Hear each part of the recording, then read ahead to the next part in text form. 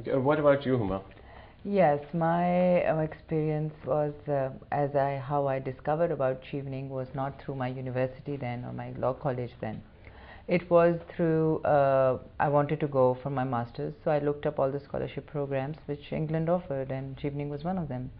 And that's how I got into the process of applying. It was highly competitive in those days. There used to be thousands of applications. I'm talking about 2001, 2002, and a very, very rigorous process. And at that time, what I can tell you about my fellow students who were with me, they all found out through applying for scholarships for UK, and there it came in the list. And that's how we found out then. And now I believe it is online, and people, again, it must be the same criteria, but now, as Jonathan says, that's a very good initiative to take, to go to colleges themselves and let them know about this program, because that's how students are going to start coming in and know about it. Otherwise, half of them, more than half of them, wouldn't know about it. I totally agree on that. Okay. What sort of opportunities does it give to chosen candidates, and how do these benefit them later? Well, I think just looking at the two alumni we have here, we have a member of the National Assembly and we have a leading lawyer, and these are just two of our 1,200 alumni within the Chevening program in Pakistan. You know, we have members of the Supreme Court, we have senior business leaders, we have people in the diplomatic service, we have people within the police, the armed services, and you know, I could go on, and you don't have enough tape in your camera to take the list. But you know, Chevening is about identifying the future leaders, and the people who go on the schemes, they're not interested in moving to Britain and living there forever. They're passionate about Pakistan, and they're passionate about the country they're from, and it's about having an opportunity to study, do some research in the UK, and coming back to Pakistan, the country they love. Of course, and sharing our experiences, learning the positive things we. Since UK is a much more advanced country than Pakistan, if we go for technology or for research, for education, and since my topic was. Am I intruding, or is it no, all right? No, not at all. Was gender policy planning and development, and then honestly speaking, before I joined this course, I wasn't very aware of the importance of gender. I mean, it was just like a word. For when I was there for 3 months, and we had international students from different countries, so we got together and we were discussing gender, and I remember every country was taking gender in a different perspective. And finally, we landed on a conclusion that what is gender is and how important it is for the development of any country to include gender in development.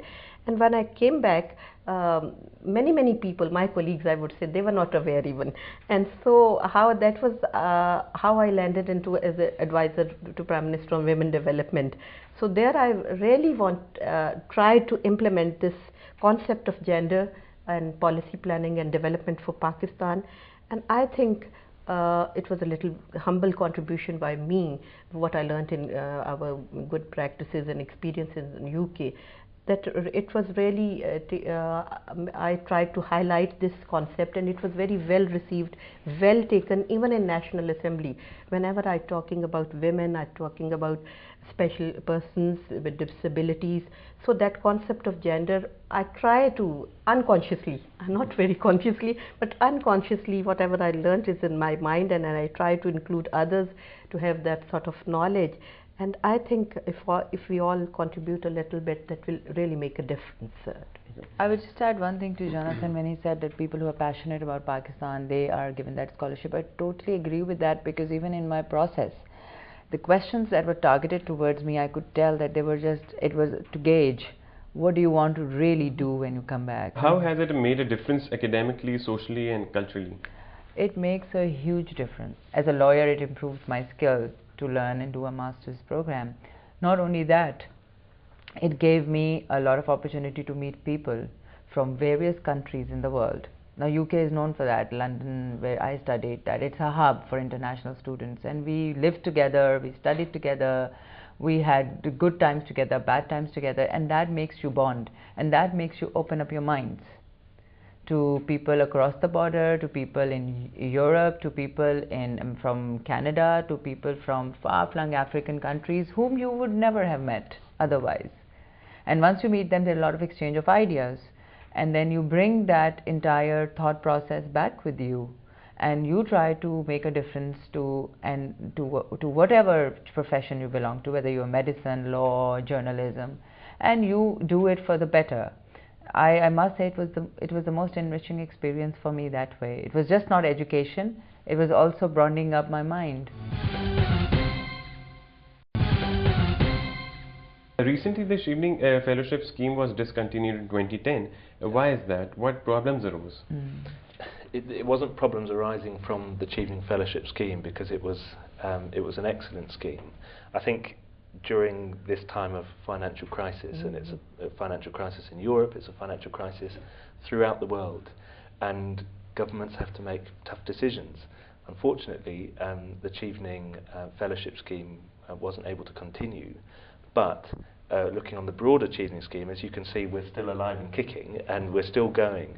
And if you look at Chevening as a global scheme, Pakistan has one of the biggest allocations of Chevening scholarship places. It's currently around 20 a year. Now, in a country of 180 million, you may say, oh, that's not very many. Why only 20? Yes, we do say that. Well, there we are. And we expect that to increase the numbers also in Pakistan. Well, I can say we will try and keep the numbers as high as we possibly can. And that shows the dedication of the British government to working with Pakistanis and Pakistani people. And some of my opposite numbers in different embassies and high commissions around the world unfortunately no longer have the Chevening program, but we're absolutely committed to keeping it in Pakistan. Okay, you go to different cities in Pakistan to award scholarships to deserving students. Yes. How has your experience been in Lahore? So far so good. Yeah, it's a great city, and I live in Islamabad, which is obviously a very different place to Lahore. But I think this is a real vibrant city, and Zindagi bahut rangin hai. I would say that about Lahore. Yes, was rangin. Yeah. Does everyone who goes on this program return as they are supposed to, and what measures do you take to make sure that these students return? Well, as we were speaking earlier, the people we select to go on this scheme are passionate about coming back to Pakistan and about adding their contribution to the debate, whether it's through gender issues, whether it's through legal issues or whatever. And that passion really comes out on somebody's application form. And when you're saying, we have a question, how would you describe yourself as a leader? And that is an opportunity for, on that question in particular, you would be amazed to see how much passion comes out. And it shows that there's a real outpouring of passion to come back to Pakistan and to implement things that they've learned while studying in the UK. And one thing is, I'm very proud to say that Benazir Bhutto herself was one of the Chevening Fellows, and it's good to be from her party, and I'm the second one, so that makes me really something, it's special, this Chevening program for me. So how have you been able to act like a bridge between British government and the government of Pakistan?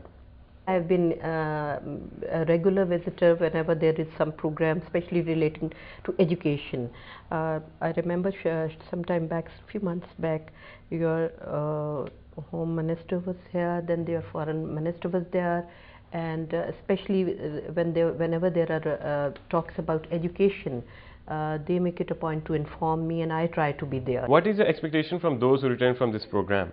Well, I think it's about getting stuck into the field of work where you were studying in the UK, learning those skills and coming back into Pakistan and to really implement those.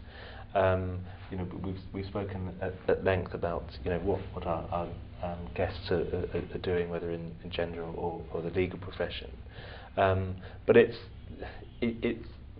getting involved in the relevant field and becoming a leader in that. And from our experience, many of the people who come back do not just come and work in their field, but they go on to really become a leader within that field.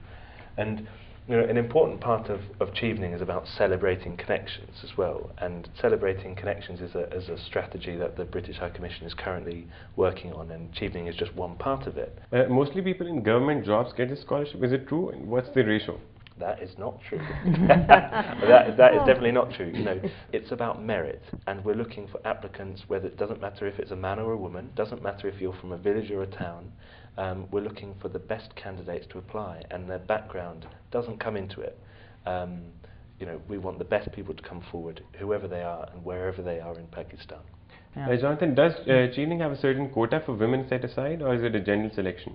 We have a very good track record in getting a good quota, a good number of women applicants and successful Chevening scholars. But I think, you know, merit is the key thing, and you know, I think you should have the best quality candidates, whoever they are.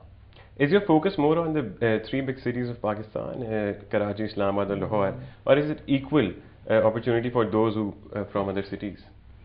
Well, our roadshow is going mainly to the cities, and that's largely because that's the big concentration of populations, and it's where most of the universities are.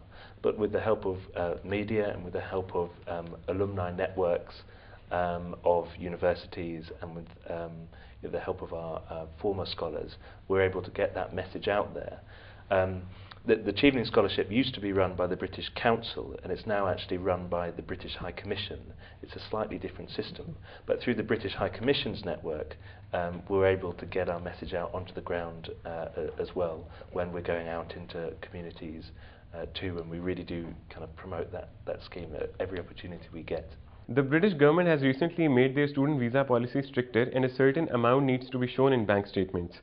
Won't this discourage those deserving students who are from lower income households from applying for visa? Chevening Scholarship is a little bit different actually, because you're given a £12,000 amount of money, and it means you don't have to worry about the financial constraints of paying fees. That's the whole point of the Chevening Scholarship, and you don't have to worry about the money.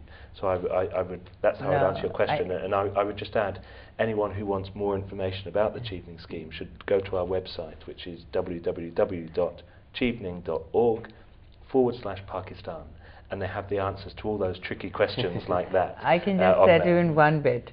They take care of you from the day that you get the award, and it's very commendable. And if ever I can, you know, contribute back to what I got, it was commendable. They take care of even the pencil that you buy. Thank you. It was a pleasure talking all of you. Thank you for having us.